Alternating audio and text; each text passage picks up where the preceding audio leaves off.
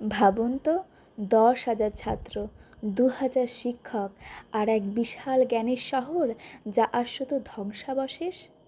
নমস্কার, আমি নন্দিতা। হিস ডায়েরিস চ্যানেলে আপনাদের সকলকে স্বাগত।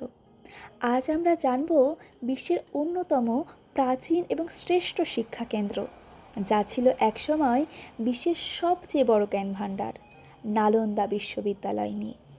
নালন্দা বিশ্ববিদ্যালয় হল ভারতের বিহার রাজ্যের নালন্দা জেলার রাজগীরে অবস্থিত একটি কেন্দ্রীয় গবেষণা বিশ্ববিদ্যালয়, যেখানে হাজার হাজার ছাত্র শিক্ষক একসাথে জ্ঞানের আলো ছড়িয়েছিলেন। এই বিশ্ববিদ্যালয়টি গুপ্ত সম্রাট কুমারগুপ্ত প্রথম প্রতিষ্ঠা করেন। তার রাজত্বকাল ছিল 414 খ্রিস্টাব্দ থেকে 455 খ্রিস্টাব্দ পর্যন্ত। হিউয়েনসাং উল্লেখ করেন, হর্ষবর্ধনের আমলে বিশ্ববিদ্যালয়টি খ্যাতির শিখরে পৌঁছেছিল। এছাড়া পাল রাজাদের শাসনকালেও এর খ্যাতি বজায় ছিল। নালন্দায় পড়ানো হতো বেদ, বৈদ্য দর্শন, জ্যোতিষশাস্ত্র, আয়ুর্বেদ, ব্যাকরণ, পালি সাহিত্য, রসায়নবিদ্যা, গণিতশাস্ত্র, ইতিহাস, নীতিশাস্ত্র সব মিলিয়ে অন্তত 15টি বিষয়ে শিক্ষাদান করা হতো।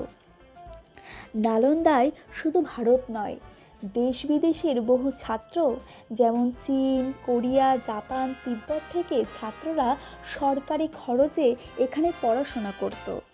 শিক্ষা পদ্ধতি ছিল কঠোর। ছাত্রদের কঠোর পরীক্ষায় উত্তীর্ণ হয়ে ভর্তি হতে হতো এখানে। এখানকার গ্রন্থাগারটি 3 ভাগে ভাগ করা যায়: রত্নরঞ্জক, রত্নদধি ও রত্নসাগর। নালন্দা বিশ্ববিদ্যালয়ে সেই সময়ে 10,000 জন ছাত্র এবং 2,000 জন শিক্ষক ছিলেন। শিক্ষকগণ ছিলেন চরিত্রবান এবং জ্ঞানীগুণী। নালন্দার স্বর্ণযুগ ছিল গুপ্ত ও পাল সাম্রাজ্যের আমলে। বিশেষ করে দেবপাল এবং ধর্মপাল বিশ্ববিদ্যালয়টিকে সমর্থন করেন এবং হর্ষবর্ধন উন্নতির জন্য বিশ্ববিদ্যালয়টিকে প্রভূত অর্থ দান করেছিলেন। সুমাত্রার শৈলেন্দ্র বংশীয় রাজা বালপুত্র দেব দেবপালের আমলে তার অনুমতি নিয়ে এখানে একটি বৌদ্ধ মঠ নির্মাণ করেন। তবে 1199 সালে তুর্কি সেনাপতি বখতিয়ার খলজি নালন্দা বিশ্ববিদ্যালয় আক্রমণ করে এবং বিহারের অন্যান্য সৌধের সাথে সাথে বিশ্ববিদ্যালয়টিও ধ্বংসপ্রাপ্ত হয়। লাইব্রেরির অগণিত বই পুড়িয়ে ফেলা হয়, যা প্রায় 3 মাস ধরে চলেছিল বলে জানা যায়। এভাবেই নালন্দা বিশ্ববিদ্যালয়ের পতন ঘটে। এর ফলে নালন্দার জ্ঞানভাণ্ডার চিরতরে হারিয়ে যায়। তবে ভারত সরকার কর্তৃক 2010 সালে আধুনিক নালন্দা বিশ্ববিদ্যালয় পুনরায় প্রতিষ্ঠিত করা হয়।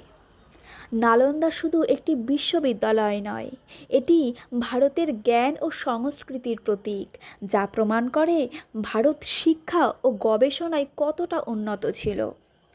নালন্দা বিশ্ববিদ্যালয়ের ইতিহাস আমাদের শেখায় জ্ঞানই সবচেয়ে বড় শক্তি। নালন্দা বিশ্ববিদ্যালয়ের ধ্বংসাবশেষ আজও ইতিহাসের নীরব সাক্ষী হিসাবে দাঁড়িয়ে আছে। তবে এর ঐতিহ্য আজও আমাদের অনুপ্রাণিত করে। ভিডিওটি কেমন লাগলো অবশ্যই কমেন্টে জানাবেন। ভিডিওটি ভালো লাগলে অবশ্যই লাইক, কমেন্ট এবং সাবস্ক্রাইব করবেন। ধন্যবাদ।